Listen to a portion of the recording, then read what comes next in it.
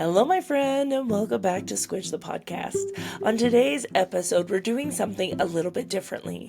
I'm sitting down with my buddy Aroha, who has traveled across the world, Canada, and the US essentially, with me for all of 2024. We ended up spending a lot of time together, traveling, exploring, adventuring, and so on. And I wanted to bring her on to talk about the things that we learned from and through each other as a result of that. And my hope is that this conversation is going to encourage you to grab one of your good friends and hit the open road, whether it's for a weekend, a few weeks, whatever it is, and create some memories together. I read recently that for women, especially those that are like creative entrepreneurs and so on, they are doing a lot less memory making in their later years. They're doing catch ups. So that's where, you get together with your friend for coffee, you catch up together, and you say, here's what I've been doing. They say, here's what they've been doing, and that's it. But there's no new memories being made. And road trips are a great way, like I said, even if it's just a weekend, a day even, for you to hang out with your friend. That's when you get to create memories together. And that is what solidifies a relationship and makes it sustainable a lot longer. So yeah, so that's my hope with this conversation, is it's a little bit different than previous ones, but I think you'll learn a lot. So let's get into it. Hello, everyone, and welcome back to Squidge the podcast. On today's episode, we're doing something a little different. Now, normally I interview somebody else, and it's kind of like a hierarchy situation.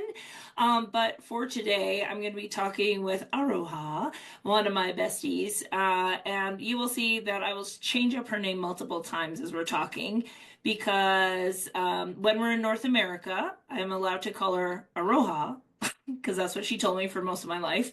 And then when we are in New Zealand, I call her Aroha. So get excited. It will change multiple times as we're talking.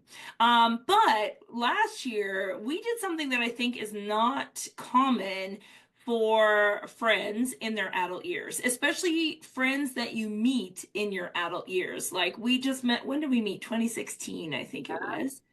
Yep. And we basically spent the whole year together last year, even though we live in two different provinces, and which is pretty like such an amazing privilege to be able to spend time with somebody and really get to know them. But as a result of us spending so much time together, Aroha got a lot of tough love cherry coaching because that's all I know how to talk about. And in exchange for that, not purposefully, this is just how it happened, I learned how to be more vulnerable and let people in and recognize that I don't have to do things alone. So it was a beautiful year. And just the other day we did a Zoom and I was like, I feel like I haven't seen you in forever. It's been 2 months, guys. Uh, but because we'd been seeing each other so often. So what we're going to do is we're going to kind of break down the different trips that we did and kind of talk about maybe how what we saw in each other's growth at that time, or like things that were squidgy that we, yeah, and just kind of talk about those experiences from each of our perspectives. Because my hope is that at the end of this episode, for those of you listening, is that it will inspire you to actually travel with your friends a lot more. Because that's when you really get to have fun experiences and really learn about each other. So yeah, so that's what we're going to chat about. So first and foremost, Aroha, I'm going to get you to just kind of like give us a brief introduction to who you are, what you do, and all that good stuff, and then we'll take it away from there. Wonderful. Thank you so much for having me, my friend. It's wonderful to be here. My name's Aroha Mckaig, and I am a retreat host facilitator and a creative healer who's also a photographer. Prior to becoming those things, I was a boudoir photographer, and that's how I met Terry, through various workshops and like just being in the community with one another. So yeah, that's who I am. And what I do now is provide beautiful spaces in nature to take people to do healing. And basically, what I learned this past summer, I'm bringing to everybody. So I'm super excited. Can't wait to get started. So, yeah, that's Yeah. it. So right before we press record, we were chatting about how today is actually the day that last year at on this day was the first time all three of us, myself, Aroha, and our friend Christina, were all in Australia at the same time. And that was my first time ever going to Australia. And it was around my 40th birthday when Aroha was like, "You need to come." And I was like, I don't know, man, because I don't have the money right now. And she was just like, come on. So I was like, ah, fuck it. Life's too short. I'll figure it out later. And then I did, so it was great. But yeah, so that was a really cool experience to kind of I got to see where she grew up. For the most part, obviously you were born in New Zealand, and spent most of the time there, but was it in your late teens that you moved to Early Australia? 20s. I Oh, moved to Australia when I was 21. So the majority of my adult life was spent there, other than when I was traveling around the world and when I moved to Canada. So it kind of became my second home outside of New Zealand for the most of my life. yeah. And so we had a really cool time going up the Sunshine Coast, even though it rained every day. There was no sunshine really. It's Uh, so bad. but yeah, so talk to me a little bit, Roha, about why you decided to take that. I would call it a pilgrimage for you. So talk about kind of what you did before you got to Australia, and then how what you did before you got to Australia impacted what we did in Australia. Absolutely. So my whole purpose for going back down under was to reconnect to my whānau or family back in New Zealand. And it's something that I wanted to do for a really, really long time. And the opportunity came up because my tribe were coming together to have what we call a hui on our traditional native land. So that in itself was worth going home for because it had all of my people in one place. And the thing that was interesting about that is that I was adopted by a family when I was like 2 days old, and I never grew up with my Indigenous heritage. So the majority of my life, I was raised in a white family, not really connected to my roots or my heritage or my ancestors. And I just knew something inside of me was telling me to go back and connect to these beautiful humans. So that's what I did. I spent a part of my time in New Zealand with my adopted mum for Christmas and celebrated her 75th birthday with her, which was beautiful. And then I made a trek up to the Coromandel to go and spend it with my Indigenous family. And let's just say that that was one of the most incredible trips I have ever experienced. And I just got to say this too, just as a preface to this, back before I went, Terry said to me, you need to get reconnected to your roots because I was having a really hard time here in Canada and I didn't know what was going on in my world. And she said, you have to go back home. And she literally was the catalyst that made me think this is what I need to do. So, from the bottom of my heart, thank you for gently nudging me back to where I belong, um, because it really truly was an amazing experience. So after I had that, I got to obviously come to Australia and greet you. And I'm so happy that we got to do that as a celebration of your birthday. And yeah, you landed in Brisbane, and Christina and I were there to meet you at the airport, and you came out, got knocked over by the heat and Yeah, the it was a bit humidity, humid compared to Winnipeg at that time. So right? So complete opposite yeah. in terms of Because it temperature. was summer in Australia when we went, but like the height of winter in Winnipeg. So I went literally a swing of probably 100 degrees in either direction. And like the same with humidity, I would say. It was the humidity that Absolutely. gets me more than the And heat. even I, someone who's been conditioned in living in that environment, even I've been in Canada for like almost what, 10 years, 11 years or something. So when I got off the plane, I was like, oh, what is this ridiculousness? Like, really? I didn't miss this at all. How did I survive before? But it was so wonderful to be able to greet you and be like, I'm bringing you to my part of the world for you to experience what I see and the places that I've been in my life. So that was pretty awesome. And to share it with our other friend, Christina, too. So just the three amigos running around the countryside being ridiculous. It was quite amazing. Yeah, I think one of the things that I noticed in you was that sense of like groundedness, because as we drove up the coast, you would like always point out like this is where I would do this and this is where this happened, and like it was just like such a sense of like when I go back home, which I did with you, which we'll get to later in the conversation. But like that going back home where you're just like, oh yeah, I forgot that this is where we would go do XYZ. And being the passenger on an adventure like that is it's always really fun to watch people because not everyone has that connection to the places they grew up.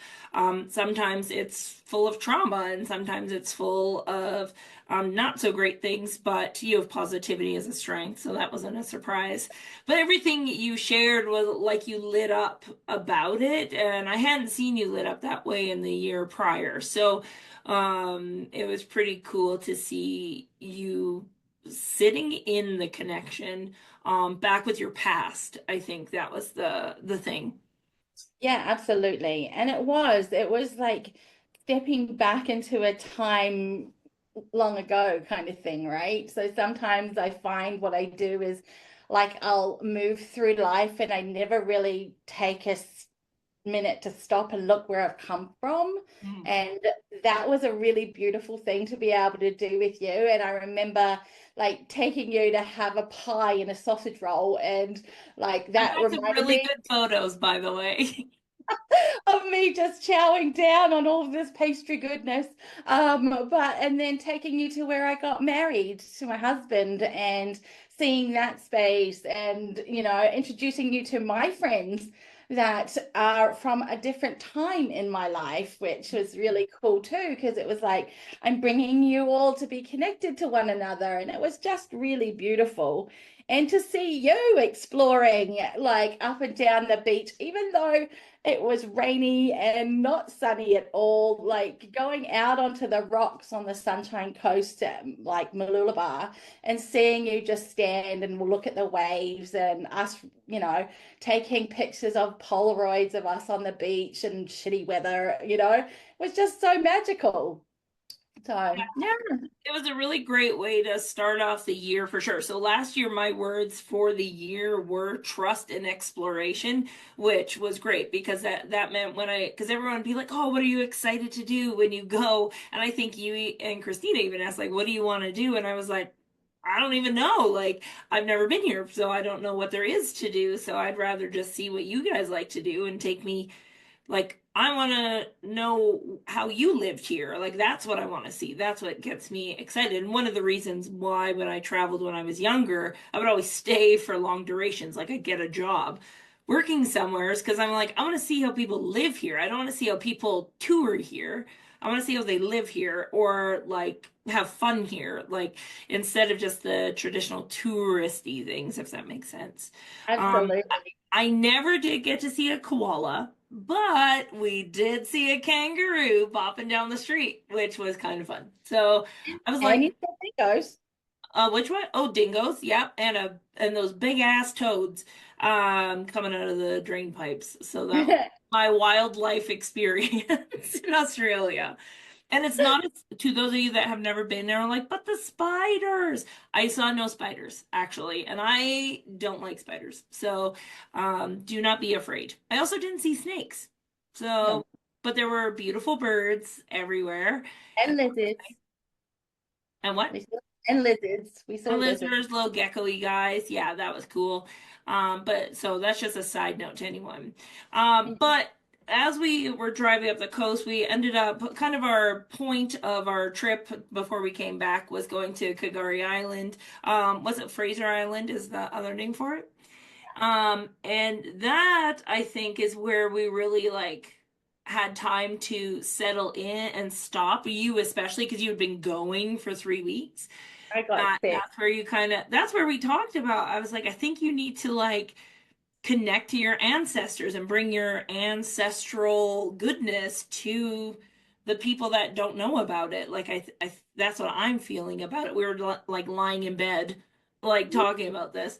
Mhm. But I feel when we were on that island, that's kind of when everything hit you a little bit around, feelings that came up around me seeing your family again in New Zealand. We chatted about that and I think it was important that we stopped, which was good because you kept going really fast. And even Christina and I were like, why does she keep moving so fast? But I think that's because that was an old pattern, right? Yep. Like if I don't have to acknowledge how all the feelings I felt there, because positivity loves to focus on the good, but it was also hard for you to go back. Do you want to share a little bit about that? Yeah, sure. I mean, that that part of my history with like just family stuff. Like there was a lot that came up around my adopted family, my relationship with my mum, the relationship she has to me regarding body image, like all of these things resurfaced. And I think that was a moment where I sat back and was like, whoa, like I need to have some pretty hard conversations with her about those things now that I'm like this was the year I was turning 50 and I still felt like little Aroha couldn't speak up and say what was on her mind. So I did have to have that conversation with her. And as much as it was difficult, it was really good for me to finally say what needed to be said. So that was one of the things I think you and I talked about at one point too, was just like being okay to stand in your power and say, hey, it's not okay for you to make these kind of comments about my body. Mhm. My body is my body, and you should just love me for whatever way, shape, or form I exist in. And it's not all of my identity. Do you know what I mean? So that was a pretty pivotal shift for me as well. Like I've done lots of body image work over the years with you and just with being a boudoir photographer and stuff like that. But to actually put it into that kind of practice, that was like, yeah, that was a lot, but it was good. It was healing. And I Mhm. think that's what I needed. And I think that's what that trip was on so many levels, was that healing process, not just with my mum, but also with my family and healing the wounds of separation that I have from my Indigenous family. Like just to see how they come together as a community and how they care for one another and what it means for everybody to eat together and to sleep together. And, so those kind of traditions that I missed out on, I felt a part of that again, which was, well, again, I know internally and in my DNA and my roots, they're there, but I never actually physically got to experience that. So this time I did, and so that was pretty huge. So I really took a lot away from that, and then I came to Australia to be with you and Christina, and I was just it was a lot, Yeah. right? Like there was a lot to unpack, Yeah. and I was so grateful that both of you were there for that. Hmm. Because if I had gone to Australia and just continued on the path of checking in with everybody and visiting old friends and all of that kind of stuff, I don't think I would have taken the time to actually sit with it and recognize those feelings Yeah. and And and knowing that I was supported in it. hmm I think So yeah. yeah, and that's kind of what I saw from my perspective. I was like, she's going at the beginning. Obviously, we had, we were on an itinerary of sorts. But at the same point, I was like, your energy was very like, just keep moving, just keep moving. And then, but when we got to like Christina's and then the island, we were there for like two days or 3 days.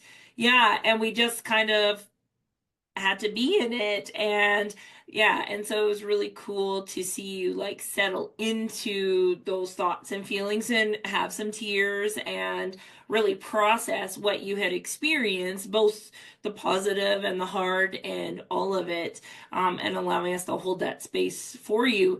And just like sitting around like somebody's kitchen, like sitting around Christina's kitchen table and having conversations and like Laughing so hard we nearly peed our pants. so hard. Yeah, we laughed so hard.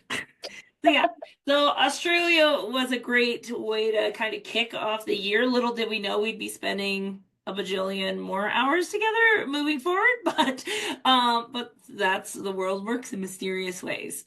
Sure does. So after Australia, then we had a few weeks away from each other, but then March came and we both flew down to Las Vegas for WPPI, which is the Wedding Portrait Photographers Conference. Um, and that like we had been there before multiple times. In fact, I think that's where we met was at WPPI in 2016 or 2017. And Aroa was in the back of the car and her boobs were like right up to her chin. And every time we hit a bump, they would just like shake and jiggle. And I called her Tits McGee. So that's how we became friends, essentially. How we Was became friends. Yeah, that's 100% that's how what that happened. happened. Yeah. But this time was a little bit different because I was going there to speak at WPPI, which is something like I had spoken before, but I'd gone kind of by myself with my old assistant Jill. Um, but it was still very different. This time it was kind of like I think this might be my last year speaking at the conference, and I wasn't really sure how it would go, whatever. And I knew I wanted to go to the Grand Canyon because I was like, this might be my last time going to WPPI. So I've never gone to the Grand Canyon the whole 6 years that I've been going to this freaking conference, or more. And so I was like, hey, do you want to fly in like a day early and come with me to the Grand Canyon? Or did I ask you, or did you just say I'm coming with you? You Okay, I asked did me. ask.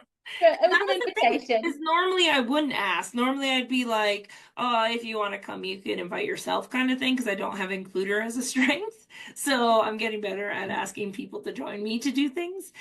But yeah, so we kind of kicked off our Vegas trip together by heading out to the Grand Canyon, which was it was fun. We just went to the closest entrance, by the way, from Vegas because we didn't want to drive for 4 hours.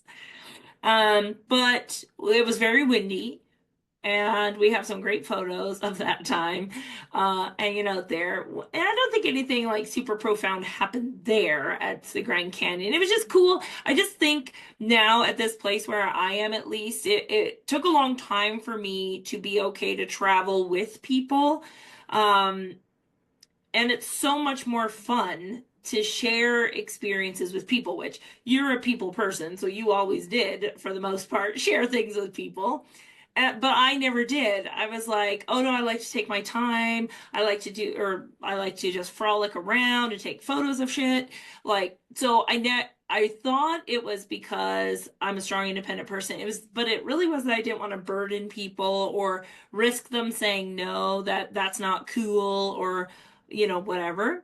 So this was the first time that I was really excited to actually invite somebody, obviously, to come with me to do something. And that showed me growth in myself, that I prefer to do things now with people that get me, essentially. So that's what I learned from going to the Grand Canyon that time. But then I was telling my mom this story the other day. So I had to do my talk on one of the mornings. So that night, the night before, I always usually will be alone in my room. And I even told Aroa ahead of time. I was like, just so you know, usually the night before, I like to be alone so I can like organize my thoughts, get my presentation together, yada yada yada. And she's like, yeah, that's fine, whatever. And I was like, so I won't bother, like, I won't be going for dinner with you.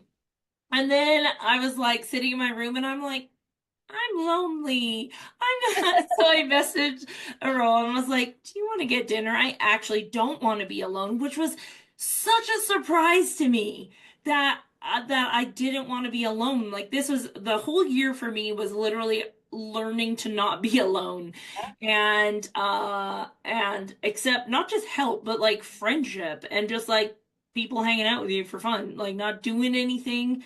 Though we did order the best lobster rolls, guys. Oh my gosh. That will be the reason why I go back to Vegas is for those lobster rolls.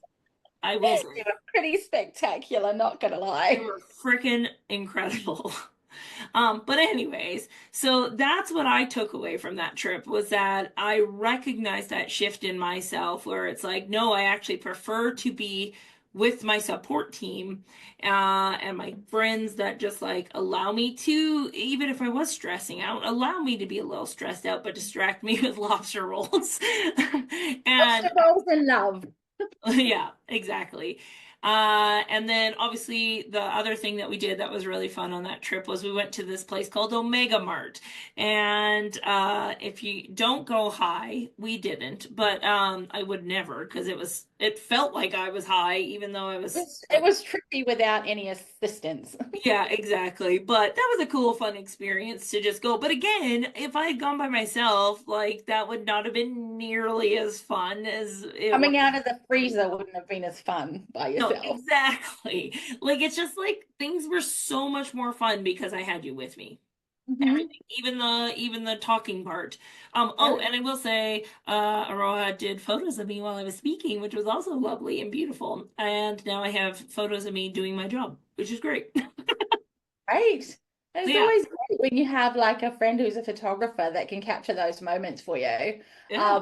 I think one of the moments that stood out the most for me on that trip, I mean, there were many, but um, and I'm going to get back to first, I'm going to say about like the invitation, right? Like you inviting me to come along. Um, and I felt the same way when I invited you to New Zealand.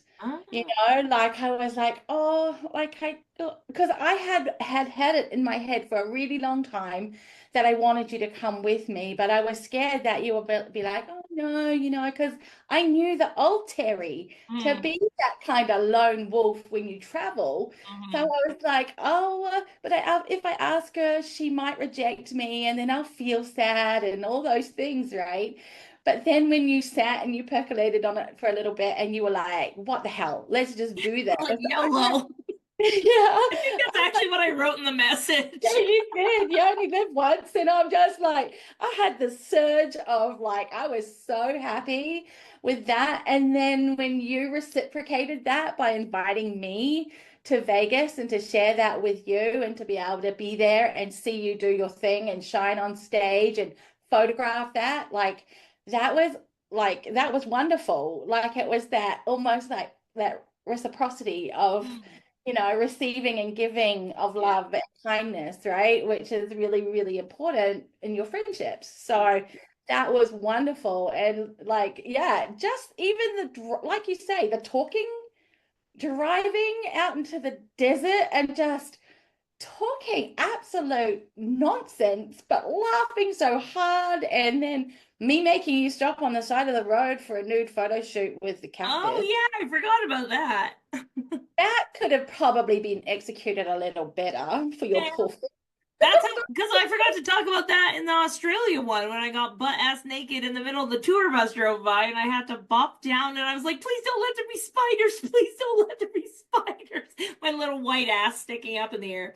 Um, Things like that, the memories that you make with people yeah.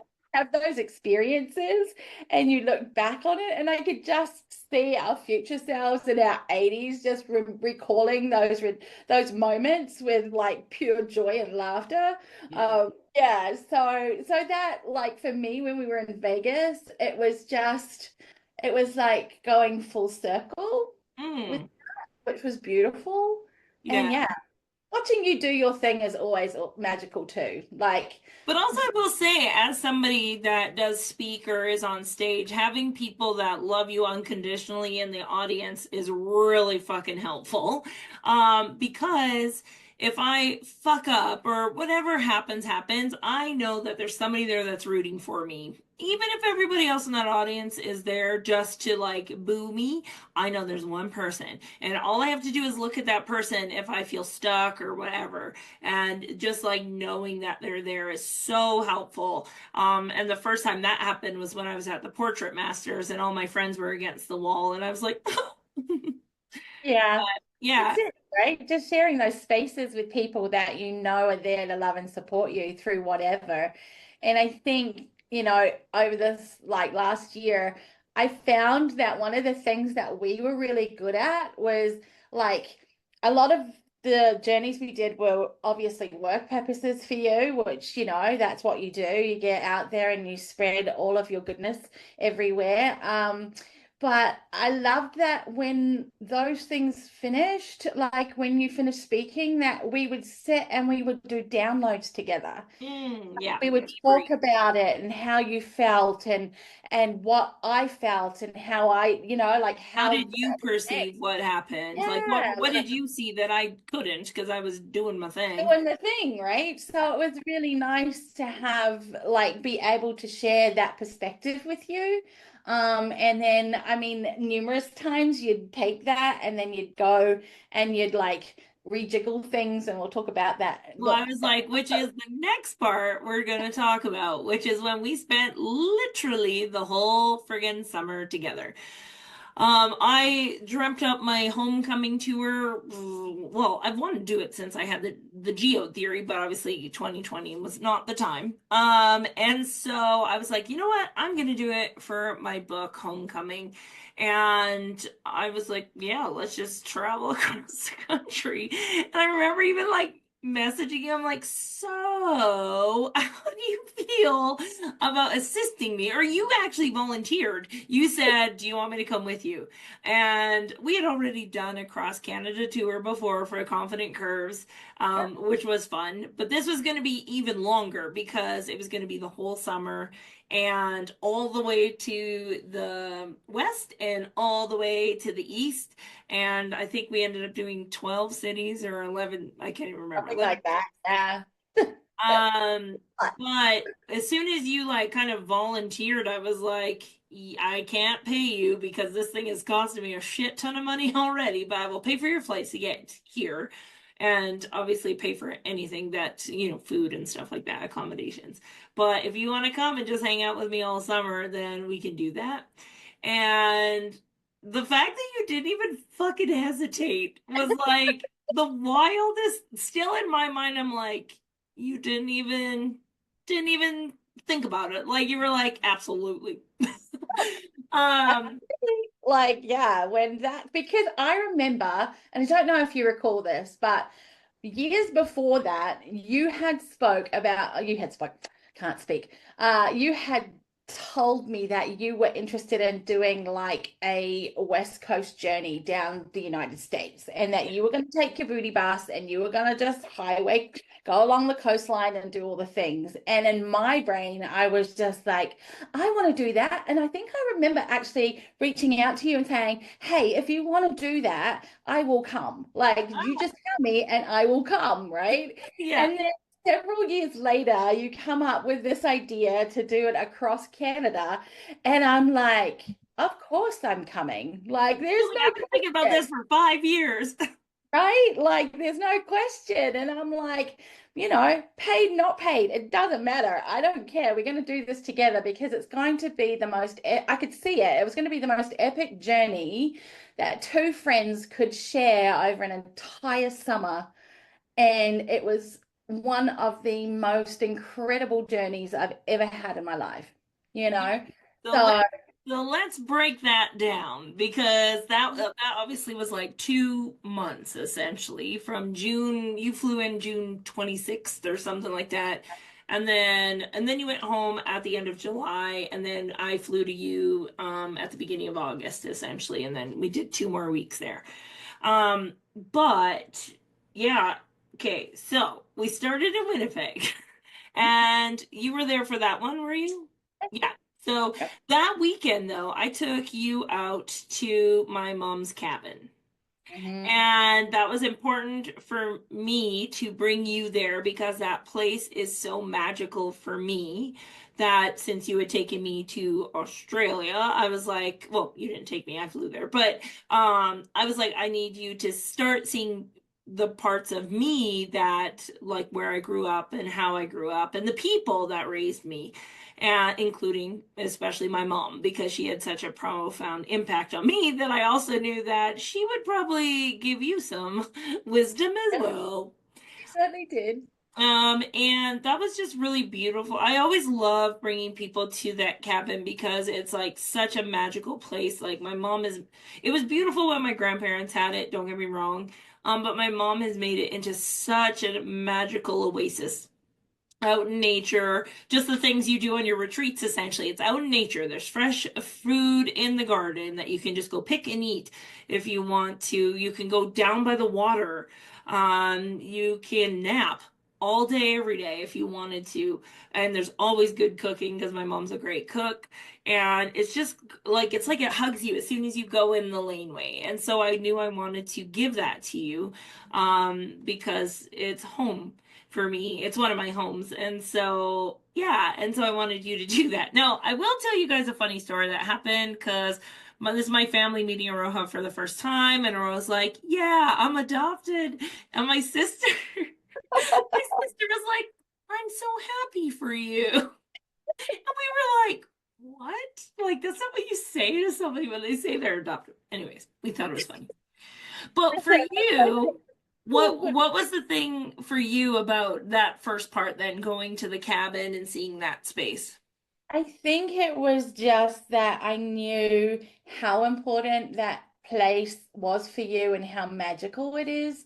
And for you to share that with me Mm, um, was really touching because I know for a long time now that I've known you for, throughout our friendship that you used to put up walls around yourself and not let people get close, right?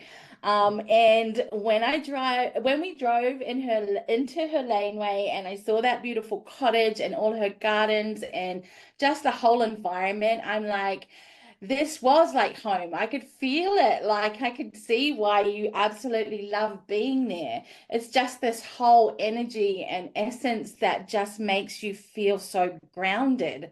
yeah. And then I got to meet your family.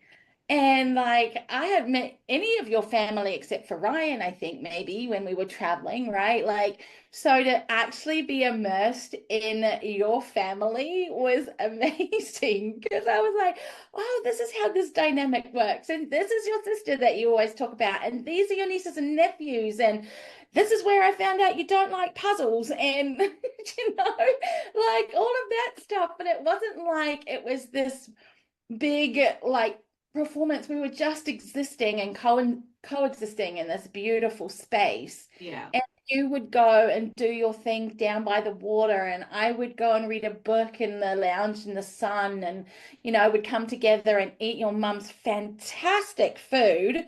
Like that woman, I oh my God, like I actually got entry envy. know. I looked at her like cold stores and I'm like, oh, I want to be like this. She's my inspiration. Yeah, Like, where do you think I got my wood witch idea from? It's from Wendy. like it's amazing. And then her bread baking and the smell of the fresh food when you wake up. Oh my God. And that couch. Oh, that couch. Love her couch. But yeah, it was just such a magical place. And then when we sat, one of the things that I remember is when we sat in the special area that your mum had made to view the sunsets and The things. And sunset deck. yeah, the three of us sat there and we were just talking, three women on a deck. And we started talking about your mum's life, and what she had experienced, and the difficulties and hardships she had faced. But like, I just saw such power and strength in that woman, and it was really moving for her to share those things with me, being that she never met me before in my life. But I remember her telling me about all of the changes in career paths and things that had led her up to where she is now and the work that she does. And then I'm like, wow, this woman is fascinating. And then she turned around to me and said, because I was kind of like, oh, well, I've not done anything really spectacular, really. She's like, no, you just haven't sat long enough to think about it. Mm. And then I was like, okay, so I took that away and it was a wonderful conversation. And then I thought about it later and I was like, oh my God, yes, I have had so many different careers, different lives, in different parts of the world. Why did I feel that that wasn't worthy of being recognized? Yeah. And that's what your mum did to me in this simple conversation. It was so beautiful. I think that's one of the things that we noticed by the end of the year, or like even now, is like one of the biggest things that helped both of us was literally just having conversations. Like they weren't forced. It wasn't like a coaching session. It wasn't anything. It was just like we're sitting around a table, we're driving in the car, we're hanging out somewhere, and then you'd have like a thought would come up, and you'd be like, "Oh, I just recognized da da da," and then we'd start talking about it and working through it in that way and untangling it together. And I think that's the summer was specifically very good at untangling because, and I think starting off being at the cabin was really good because it grounded us before we were about to take off for, Yeah, 2 weeks of unknowns and a lot of shenanigans and a and lot of driving. yeah, well, a lot of driving. And so that was really a really great way for us to just kind of like settle in so that way we could be filled up as full as we could. And then that way we could like drop that wherever we stopped to do my talks as part of the homecoming tour. Well, one of the best parts that I saw as we drove across the country was that it was like 10-year-old me and 10-year-old you were driving that car. And sometimes it did feel like that the way I was driving. But going 120 in a 70 zone. Whoops. Yeah, Um, whoopsie. yeah, eep.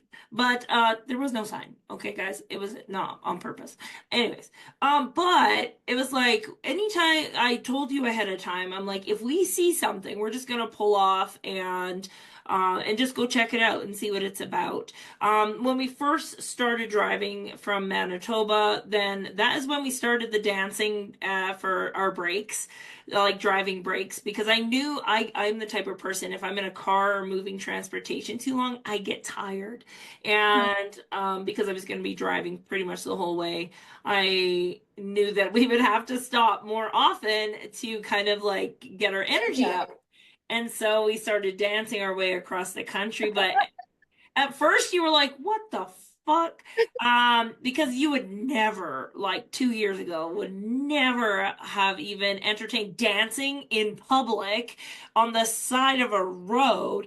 Nevertheless, me putting it on the internet, for my followers to see in my stories.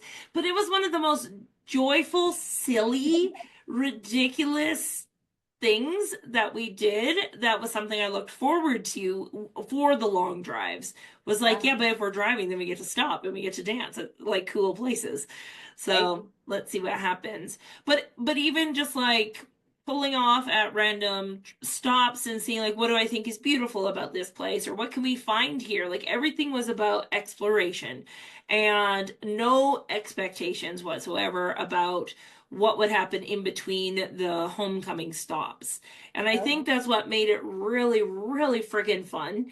Our friends did send us on a bit of a scavenger hunt for the West Coast, which was really fun. It got us doing things that we probably would have just been like, nah, I don't want to do that. But even that, it was exploration. Like, I don't know, let's just see where we end up and see what happens. yeah. And it literally was that. And I think that's the thing when you do something like that with somebody that's open to it, that you find out things about yourself that you didn't really realize, right? Like I said, like there's no way in hell 2 years ago you could have got me one, like you said, in front of a camera. I mean, I was a dancer in my youth, but like not like that. And like as an almost 50-year-old woman at the time, I'm like, I'm gonna look so ridiculous. Like, what am I doing? And then I started with you, like, come on, just try it, just do it. And I let all of my, like, I abandoned Yeah. any idea of what, like, judgment might come, and I just rolled with it. And little Aroha came out to play.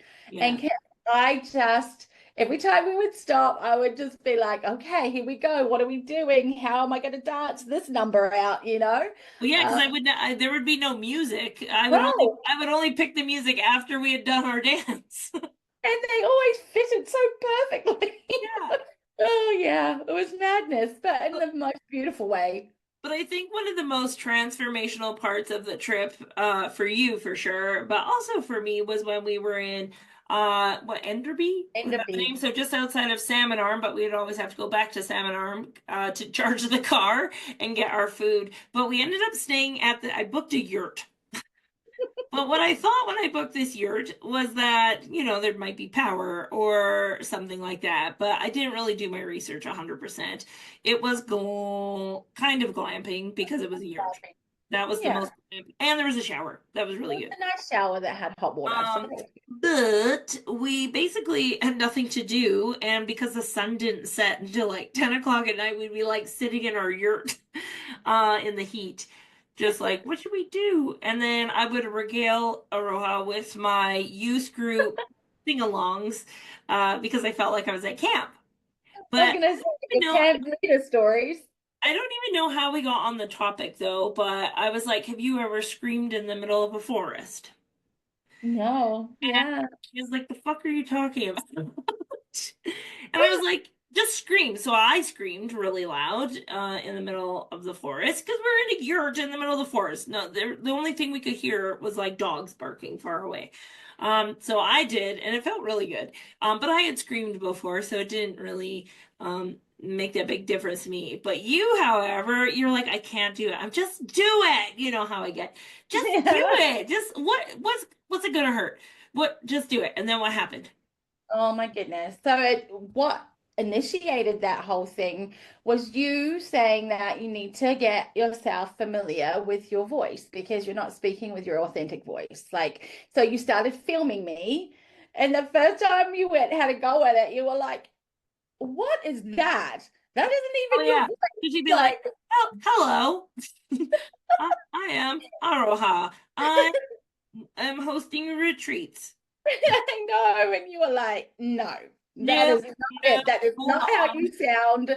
When you talk to me, that is not how you sound. So you're going to, we're going to do it again, and you're going to speak like your true self. And so we did that. And that's where that whole piece about finding your voice and speaking up and all of that. And then some emotions started bubbling up for me. Like I could feel it. And then you were like, have you ever screamed in the forest? And that's why I was like, no. And you were like, okay, let's do it, do it. And like, wow. I did not anticipate the reaction that I was going to have. I screamed like a banshee so loud. I think maybe even people like miles away thought that I was being murdered in the forest. It was blood curdling kind of screaming. And then I just like my emotions just exploded and boiled over, and all of the stuff that had been inside me for so long just came to the surface, and I released it all. And I was crying, like really crying, and you were there by my side, and you were just holding space and making sure I was okay and giving me words that like help me through my emotions, but also just like literally placing your hand on me, obviously with my permission, but you were like, I was like, can I rub okay. do you want me to rub your back? And I'm like, I uh-huh. was like, okay. Yeah, and so you were just, and that was such a tender moment for me, and I think maybe for you too, because I Yeah. don't know if you've done anything like that previously, but I could feel it. Like there Mhm. was this beautiful energy in the moments of sadness, that I can't really articulate all that I felt because it was so big, Mhm. but it was just a very moving moment and very intimate and something that is so special for me that it really did change me as a human. And I know that sounds like, I don't know, it's like some kind of like Hollywood movie style big, like that big, but it did for me. It felt like huge. And The way I yeah. think about it, like the whole screaming thing, is it literally when people can't, when they don't have their voice, when they can't, they don't trust their voice, I guess is probably a better way. It feels like something's literally blocking it. Like there's a literal something stuck in the throat. And so that's why I don't recommend screaming all the time because you will hurt your throat. But like doing it once, like removes that, which is why then everything comes up all at once. And even just the squidginess of going to scream is like worth looking at. Like, why was I so afraid to do that? What will people think of me? What is going to happen? It might bother other people. Like all these thoughts come up before you do it. And so on. But it literally is like a clog that you just like unclog it, and then all of a sudden it just like smoothly all that stuff can come out that's been wanting to come out, but just keeps hitting this like blockage essentially, or this dam. So it's like opening the dam, so Yeah. things can come out. Oh, it opened something. Which is good, but it obviously Yeah. it didn't like it doesn't fix things. It doesn't it doesn't all of a sudden now Aroha's perfectly fine and everything's wonderful. But it did change because the next day you definitely felt lighter, or you looked lighter to me anyways, in terms of just like breathing. Like it was almost like you could breathe again, which was really cool to witness. So thank you for letting me push you into that. You're welcome. I needed it. I like deep down in my core, I knew that it's something that I needed because yeah, I'd spoken to you about the blockage in my throat. Like I couldn't speak, I couldn't like use my voice. And that was absolutely what you said. It unblocked everything. And then I was able to breathe easier and handle some pretty large things that had been on my plate for a really long time and address them because I was free. I felt free to do that. So, Yeah, and that was the next day. It was like, okay, this is what came up. Now let's look at it and see what we can do about all these things. Um, mhm. and I think that's what it takes sometimes is literally just like if you don't look at it, right? I always say awareness, curiosity, and then action. So like if you aren't aware of what is in there, it's you can't change anything or get out of your own way. But if you can look at it or hear it, then you could be curious about it and then take action upon it, which is exactly what you did, which was really cool. Mhm. And then we got to go swimming in the river, which was a kind of the reward for screaming in the forest. But it was cool because you had that, and it was like I got to nurture a little you, which was beautiful by rubbing your back. But then the next day, that little version of you got to go play, Mhm. because we were like, before we leave, we have to go swimming in the river because people go tubing down this river all the time. So let's just go find a place and just go bob around. And we stayed there for like For like 4 hours. hours. If it wasn't lunchtime, she would have stayed there all day. But I was like, we gotta go. Come on.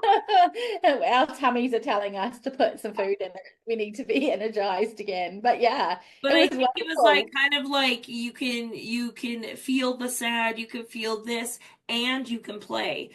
Like it gave you kind of evidence that that is possible, I think. And me as well, because I witnessed it with you, which was Yeah. beautiful. It was. It was great. And it was nice to like be able to see the local community come down and share in that river and the location, and like everybody, like we were sitting there watching people get in those tubes and they were having conversations with each other and laughing and joking. We were laughing at them, with them, like, and then yeah, looking after random people's children, like It you was know. very community Yeah, it oriented. was. And it was Um, beautiful. That's like for me, that's where all the joy lives, right? Is witnessing all of that yeah, and then just them bringing us into it. yeah. And like, yeah, it was so wonderful. Yeah, and so that trip was awesome. And then basically we went up to Victoria, which was cool. I got to drive on the ferry for the first time, which I was like, I could do it. I could do it. And I Yeah. did. It was fine. It actually wasn't a big deal, to be honest. But I made it a big deal in my head, and then it was fine. And we met a really powerful coven of witches in Victoria, which was awesome. That's who came to my book reading. Oh, I just got goosebumps thinking about that because Yeah, they that were was like incredible. they were there, like every group was amazing. Don't get me wrong, that we sat with and hung out with, but that group in Victoria, like they're witchy people, which They was were in very cool. tune, man. They were in tune 100%. Yeah. And then Not just we that in Misty's oh, uh Misty Studio, yeah, yeah, Misty Masa Studio. yeah. And then after that, we headed to Edmonton, which would be our final stop before we would take a break before going to the east, towards the east. And while we were in Edmonton, Aroha celebrated her 50th birthday with me, which was so nice that she would do that. And it was a full moon, and it was National Ice Cream Day. That there's if See, you look at can't the see the ice video, cream. she's making a very inappropriate gesture, but I think it means ice cream. Yeah, And then it was also the night of my book reading. yeah. My last book What's your reading. last one? Yeah. Yeah. So it was like this accumulation of awesomeness. Oh, Um, it was and such a so day. I was like, you get a choice. Do you want to go to the water park or do you want a tarot reading? Those are your two options for your birthday present. And so she chose a tarot reading, which was, I think, really good for you. At Yeah. that point, It, after we had like removed the blockage and kind of had time to talk and process things as we went along, I think that was. yeah. It was. It was a beautiful way to like round out like round out years of 49, but also like embrace 50 Mhm. and having that reading. Wow, it's in the Edmonton Mall too, and I've never been there, and I always wanted to go there. And that's where the reading took place. So that was really cool, and it was a beautiful gift that you gave me because it gave me so much to look forward to after that reading. I could Yeah. see like I could see snippets of my future and what it looked like, but I mean, I know that I had a lot more to work through, but I was like, wow, this is really great. Like, and then yeah, you just made my birthday so spectacular. We ordered ice cream from this random ice cream shop that got delivered. And we Um, had the rotisserie chicken we had with our fork fingers, with our like fork fingers. We just like look at all the of this, carcass you of the just chicken. pick the carcass apart, and it was wonderful. And then all of these beautiful humans came for your book reading, and it was just such a great way to spend my birthday. Yeah, it And was full of really, gratitude for that. yeah, it was awesome. And then after that, I took Aroha to my family farm, which is where I actually grew up, like Bozeman, Manitoba, Swan River, Manitoba. So I got to take her on my tour of where, as a child, like what I did, where I went, what we did, and so on, and introduce her to the other part of my family, which is my brother, his wife, and their kids, which was really fun as well. It really was. That was a fun time because I got to see like your farm life because it was on your family homestead. And like when you write about like the geotheory and when you went to the river Oh and yeah, then you even said that you're like, is this the river where you would pick rocks? yeah, and I was like, I'm in that river. Like this is amazing. But these weird little fishies are trying to eat my Yeah, you're feet. like, that's enough. And I love water, but that was like, oh, stop touching my feet. But then, like all those little pieces and the memories that you shared of being being there and growing up and like where you played sport and like where the cinema was and all of these places you'd go as a kid and like your school where, and then you took me to Swan River and then, and then just telling me your stories.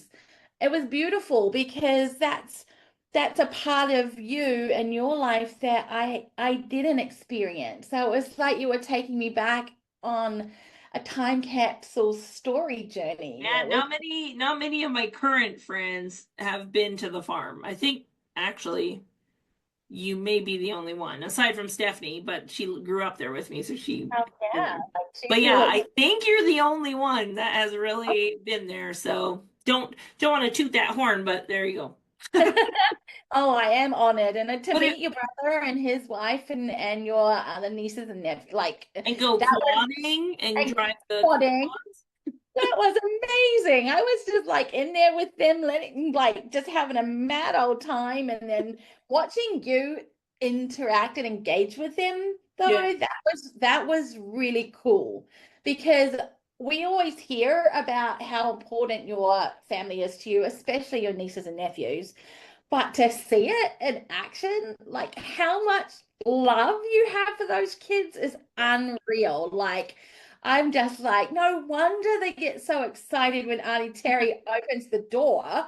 Like, you are just this powerhouse of fun and games and lessons. They don't even know they're learning. Like you make it so No, you fun did for it. them.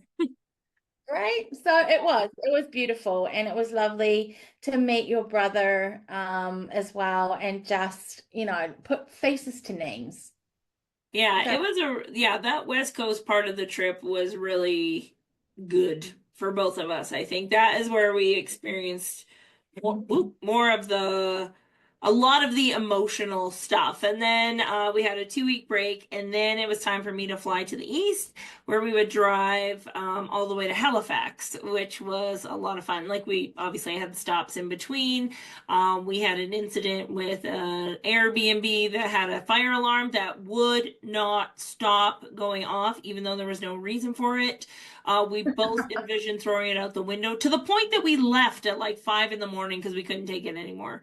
I think we hid it under the couch pillow, didn't we? Yeah, I did. I hid it under the cushion. I couldn't have it. I wish I would have done that sooner, to be honest, because it was noisy. Um, Mhm. but we experienced so many fun things even on that trip that were like unexpected. We went to a drive-in movie theater. I had never been to a drive-in movie theater. But again, that's not something I would have done alone had I done this alone. You know what I mean? And yeah, it was just really freaking fun just traveling across the country and dancing our way across the country and seeing all these different people, different places, and playing. God, we just played so much. And I think that's So something much. that as adults we don't make time for because it doesn't fit into the schedule neatly. Mhm. And so for us to be able to do that for an entire friggin' summer is pretty fucking cool. It is cool. Like like whenever, like, would you get the opportunity to do that? Well, we did it twice, so Well, I mean, you and I did, but like, I mean, I yes. encourage it with your friends and people that you're close to make those adventures happen, like because Don't be so like stickler about the schedule or the structure. And that was important to me even planning the book tour was I was like, okay, I need to have the 1 day for driving and then be there the day of the event, which would happen at night. So we'd have like a full day or 2 days to like experience wherever we were before moving on to the next place. As opposed to like a lot of times when people do tours, it's like we leave the night of so we can get to the next place. Like it's always just looking to the next thing. But I knew I didn't want to do that. I actually wanted us to take our time, enjoy the places, because you never know where we'd stop, and really enjoy the journey of it as opposed to the destinations. The destinations just made us stick to some sort of some schedule. sort of schedule. Otherwise, we Yeah, would have been but I over like purposefully spaced it out so we could explore, adventure, and experience things together, which I think was really important. So. Even if to the listener, if you're still there, because I know attention spans are a thing. If you're still there, like go for a weekend road trip with your best friend or a friend. Just don't have a plan. Just book a hotel or motel, or you know what? Don't even do that. We've done that where there was no motel, and we just drove to the next city and found another one. It was fine. It'll be fine. It'll be fine. You'll figure it out. And just do that because life is fucking short. Like, make those memories, man. Yeah. So then summer was done, and we thought we were done for each other till October. But then we got to go to Palm Springs together to be part of the Boudoir Summit. Yeah. And I was originally going to be there as the same as Aroha, which was going to be in like a camp counselor type Yeah. situation where we were there to guide people, help them if they needed stuff. But then I somehow talked myself into more work by also agreeing to moderate a panel and do a keynote. It was fine because that's my jam. I love that shit. However, it was so fun because we dressed up as characters. Listen, I used to say I wish that I was as passionate about Halloween as people are because Mhm. it looks so fun to be that passionate about Halloween or Christmas or whatever where you just get super excited.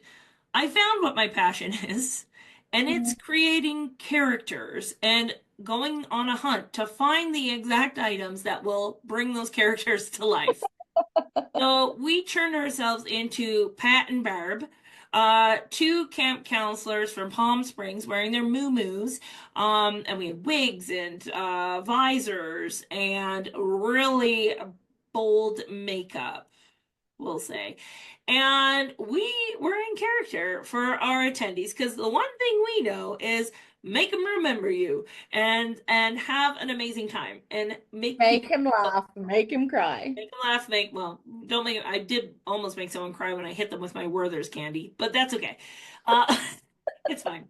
But like playing dress up with your best friend, like in your 40s and 50s, come on. It's so fun. It was so fun.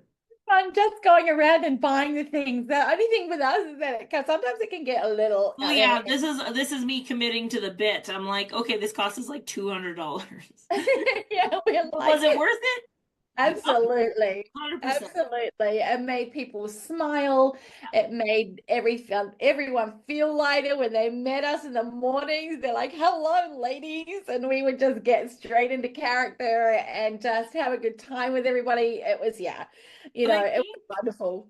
But I think one of the things that that trip brought for both of us too was this feeling, more of a sad feeling that we both felt, and a few of our other peers that we were talking to felt that we're kind of, what did we say? What was the word we used? We're kind of like we're outside of the people that are there. So 6 years ago, we would have been in it. Like we would have been attending the workshops, teaching the workshops, full energy, going to parties, doing the things. And this time it was like 6 o'clock at night. It's like, okay, bye. And I'm back in my hotel room. But because both of us have had huge transitions in our businesses in terms of stepping away from having the identity of a photographer is so hard that both of us got to talk through those feelings with each other to say it's not bad that you're grieving what we once had. Like Yeah. we both experienced that and said, does it feel like we're not that we're not relevant, but kind of that. Kinda, like it was kind of that feeling, but also there was a piece of me that's like, oh, I remember when I felt that excited about being in it, and it was almost like I felt like I was on the fringe of it now, On watching it the from outside of it. an outside perspective looking in. And although we were there in that capacity to care and make sure everyone was safe, and I love that role, like that's what I'm born to do. But there was that part of me that's like, oh, that was us. And now it's not, you Yeah, know? it's just like a little bit of grief came up Yeah, it did. for us around these feelings that would settle in around this idea of not, yeah, because it wasn't.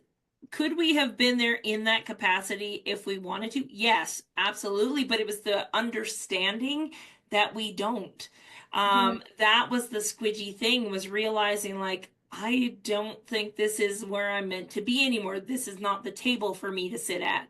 There's a new table that's waiting for me, but I don't know where it is, and that's really frustrating. Don't know where the door is I to have open to, yeah, I have to the build table. this new community over here because, and I think that's the part that photographers get stuck in when it comes time to transition out, if they want to, is that we get so attached to the community, almost, it is almost culty, where it's like we are so afraid of not belonging that it's hard for us to imagine anything else beyond that, even if it's better for us, which is why I stayed longer in the photography industry than I probably should have as a photographer running a photography business, as opposed to just trusting where my intuition was taking me. My ego won out more than not, but being there together in that same feeling allowed us to talk it through with each other to realize, A, we're not crazy. It's not bad that we feel this way. I think that was something that came up for us. And just having somebody there that understands the situation was so important. Absolutely. I felt that 100%. And just being able to share it, like and work through it too. Like Talk it sometimes through. yeah, you know the feeling, but you don't necessarily always have someone to who knows what it's like to share that and then work through it together, Mhm. right? Because 9 times out of 10, we're out of step with other people's, we're not in alignment with other people's journeys, Yeah. right? I think that's what it was for us. We were in alignment with where we are and our like headspace in our careers and moving forward into these other like ventures, right? So it felt safe, safe to go and be okay with it. Yeah. So yeah, that Yeah. was So that was Palm Springs. That was like literally just a week. It wasn't a huge thing, but it was enough time again to connect and talk things through, which is great. And then our final time together would happen in Mexico when Aroha came as part of my perfectly natural retreat. And then I asked her if she would stay on to also join me for the second week of body image boot camp. So that way we could get some content, video, and photo content, because she's already been through body image boot camp. So I knew that she would know what we're talking about, know the moments and things like that.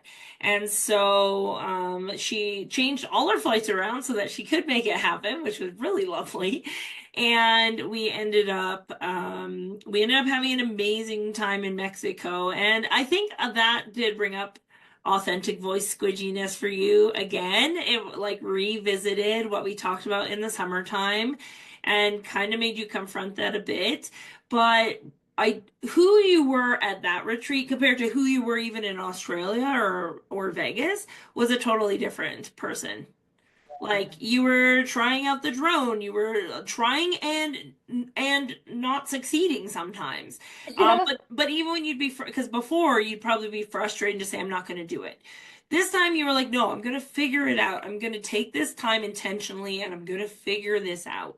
Whereas I think previously you maybe wouldn't have done that as much, and you allowed yourself to ask people to do things for you in terms of shots that you wanted to get, video footage you wanted to create.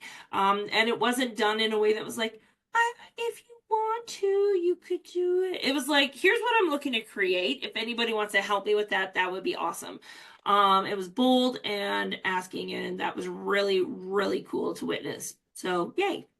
Yeah, because it's not something I like to do very often. Well, before Yeah. now, and thanks to the work that you do, like we did the first week, and being able to speak up and be like, hey, I would really love your help if you can. Like, but like just I'm looking to do this or create this idea. And like people were so wonderful, like it was just like, oh, okay, that's not hard, right? Like just to ask, what more can you do? Like just Yeah, if ask. they say The no, you're answer is in the yes, same spot you are before you asked. exactly. But there was that fear of saying, you It's like, know, what does them saying no mean? that part, right? Like that part. And so, yeah, I worked through a lot of that during that time there. And it was, even still, when we ended up in body image camp that last week, when you still pull a number on me sometimes when I'm not expecting it. Let me tell you,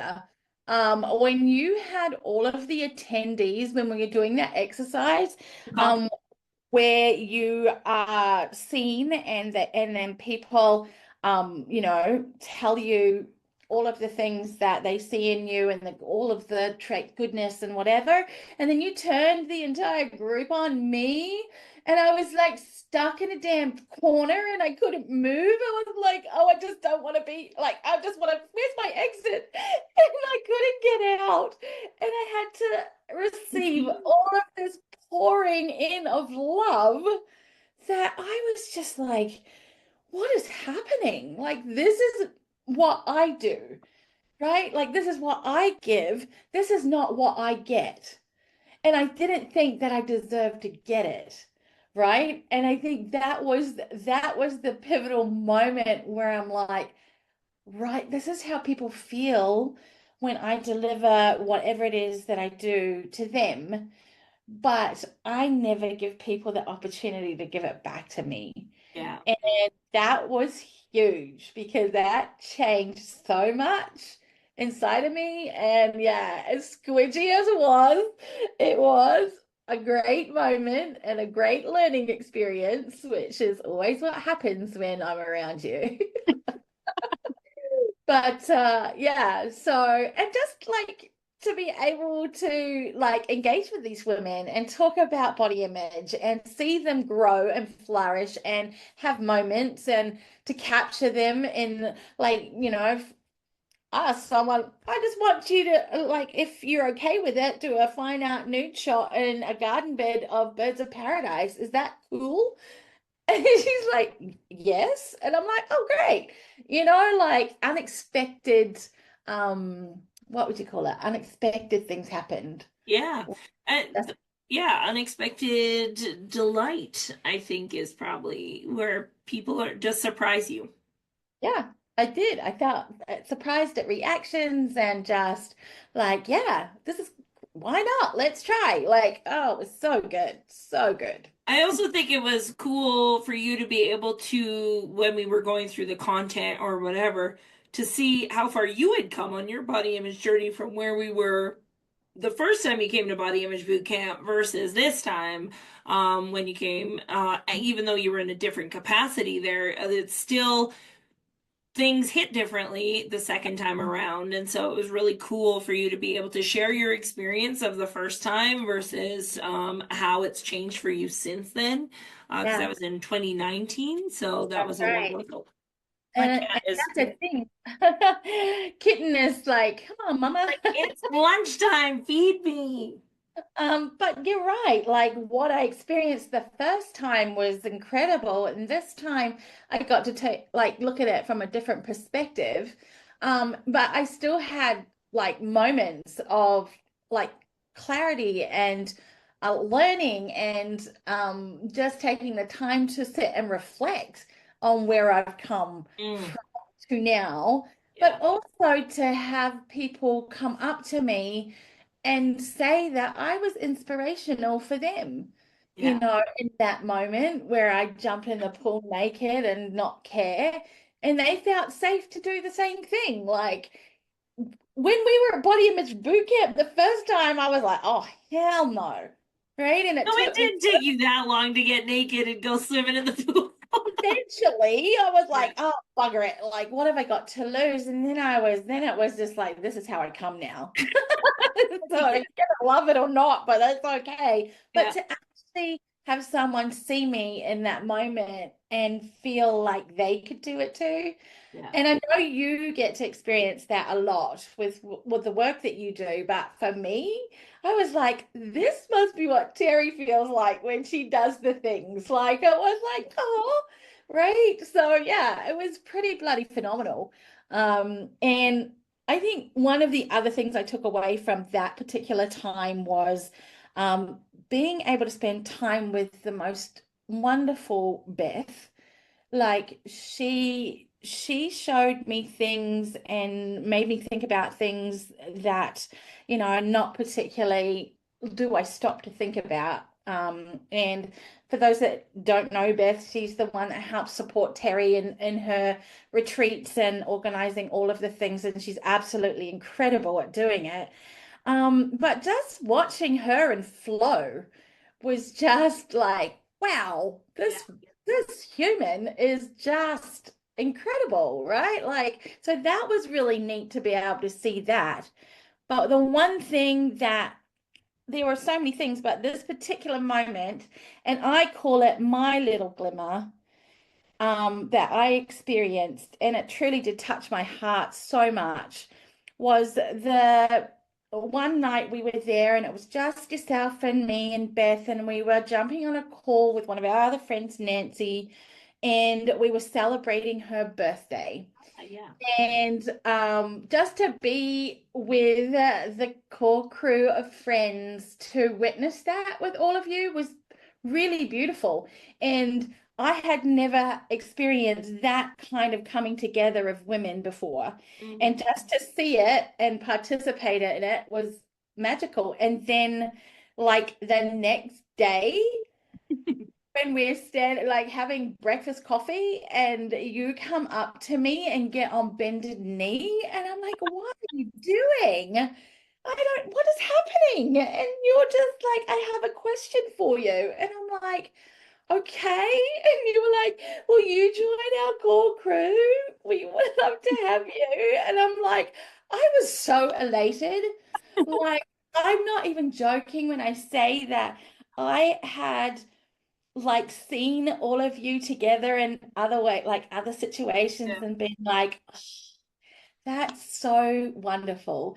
And here you are now on bended knee proposing to me to become a part of this wonderful coven of women.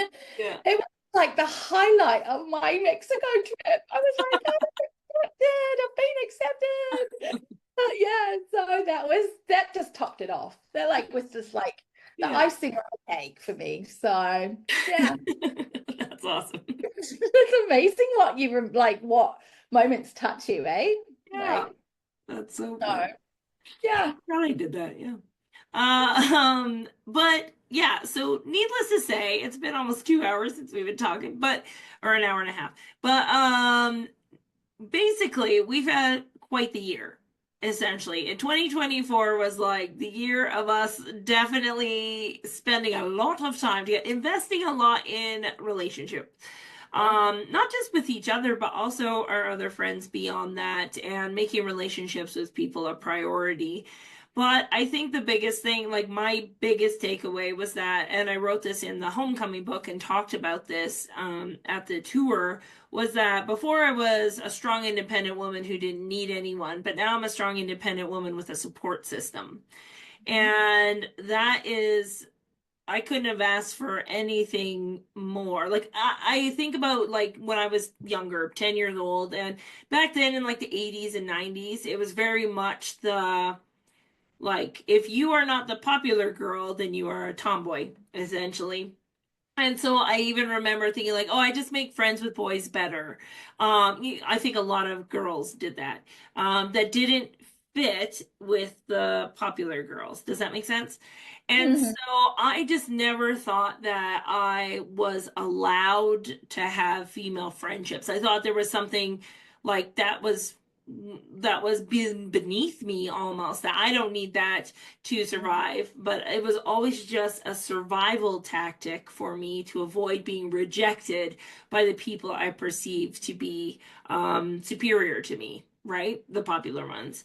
And so to be able to surround myself now with people that love me unconditionally, who have seen me at what I call my soupiest. When Maybe when shit hits the fan and I'm the squidgiest and the most vulnerable and there's nothing but love and like nobody necessarily even trying to fix things. It really is just love. And just holding space is one of the most beautiful things I could have ever asked for. But I also had to be intentional to cultivate that and be squidgy with dropping little bits of information at a time to let people in to like Yeah, I had to let people love me yeah, in order for them to love me, if that makes sense. Like the love was there, I just had to learn how to receive it.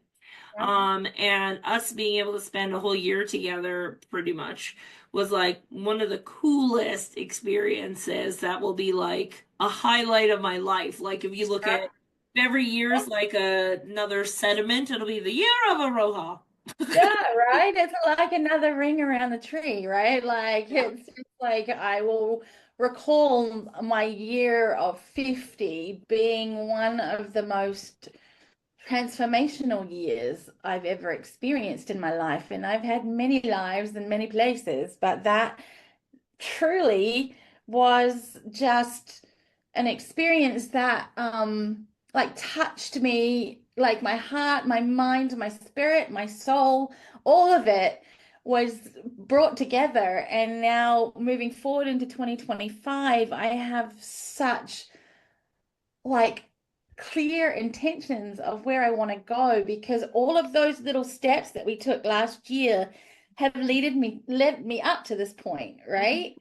So, yeah, I just want to say I'm so full of gratitude for our friendship and all of the friendships that have culminated over the course of this year and years past. I think that, like you said, when you let people in and let them truly see you, Mm. that's when you get to feel a part of something bigger than yourself. Yeah. That your community exists. They're there to love you. They're there to hold space. They're there to do so many beautiful things with you. You just have to let them. And I think it's interesting because like that's what I used to try to do for others with body image boot camp, with like in-person workshops, with all of that. Like I wanted to create that so that other people could come together to connect, like do that for each other. But I was always out here making it happen instead of letting myself be on the same level, if that makes Right. sense. Like I like to yes, I know how important it is, but it's more important for you than it is for me. Yeah, Not yeah, it's important for every human. body.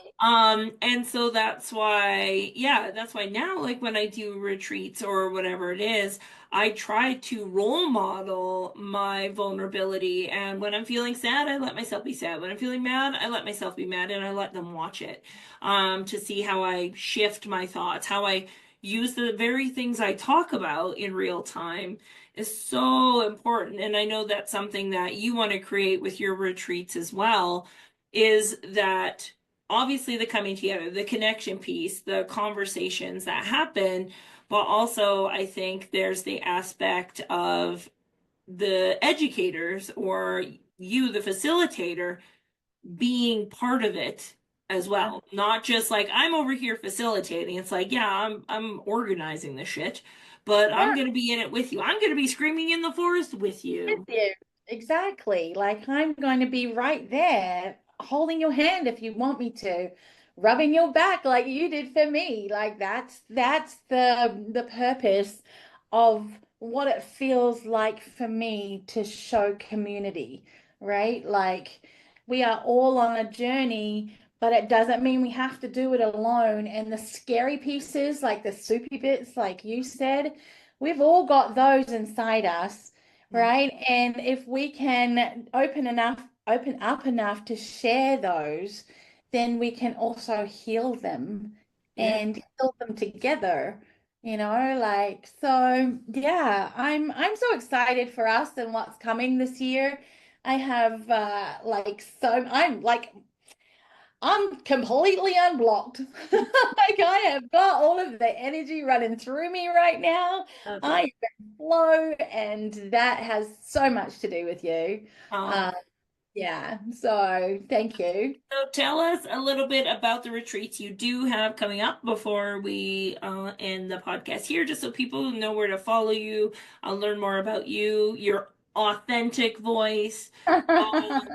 So don't look at any of the Instagram posts before the next few. No.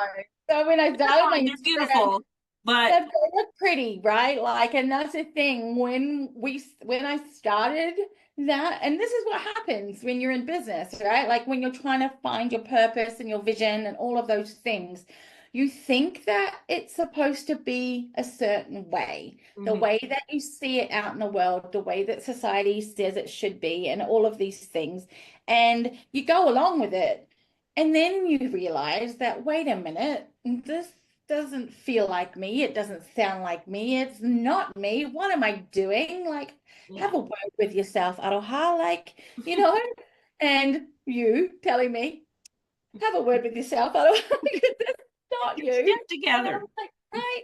So yeah, I mean, now I found that. I found my voice. I found what I want. I want these beautiful humans to come together and we all share these amazing experiences. And the first one that's going to be coming up in April is it was originally called Nurture in Nature because I was trying to go softly, softly. It's my first international, and it's in Costa Rica in a beautiful setting in a jungle.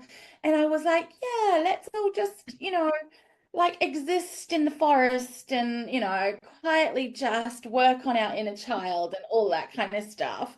And then I realized that actually no, we need to get raw and wild and all of those, like it's especially women in my era of life, like get all of that like And pent up yeah, out. We need to get it out of our bodies, shout it out into nature. Want to be seen, want to be heard, want to take time for me. yeah. That is exactly what this retreat is about. So is it a little unorthodox to what you see out there or what you might see on my Instagram page right Right. now? All right, not for long, but yeah, it is a little different. And it is for creative entrepreneurs, wellness people who need that space to be seen and just let it flow out of you, man. Like that's how I envisage this particular retreat to be. So if you want to get into it, into the thick of it, and know that you're going to be supported, not just by the other women that are there, but also we have Terry, we have you coming, Mhm. to help people work through those squidgy, soupy bits if they need to.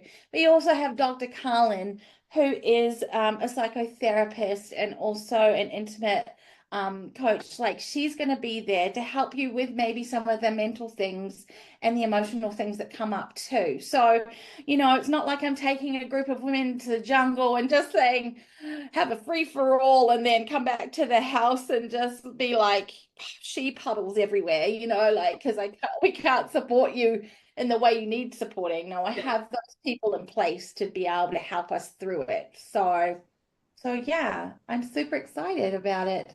I can't wait for you and Carlin and all these amazing words to come together. It's gonna be fucking epic. It is going to be fucking. So if you want to go and check it out, I'll have to change the title. We still have to work on that. But it's at arohanuiretreats.com is where you'll find it. We're making a few changes, but go and have a look. It's me bringing my ancestry, my roots to the masses and sharing all of that ancestral goodness in beautiful places and spaces. So I love that's it. Amazing. Well, thank you for rehashing our year together. I I know think it's a lot. the after all of that, my biggest takeaway to those of you that are still listening is that I hope that you will make your friendships a priority, especially for those of you that are in your 40s, 50s, 60s, 70s, and so on. With friendships with women specifically are necessary to our mental health, but also men too. They're not my usual listener. So, but everybody needs to know that somebody's in their corner. But if we do not foster those relationships, they will not be what they could be. So I want to encourage you, like I said, take a weekend road trip together without a plan. Go get into some shenanigans together. Don't like leave the alcohol at home too. Like you don't need to drink to be around your bestie necessarily. Or you shouldn't have to, anyways.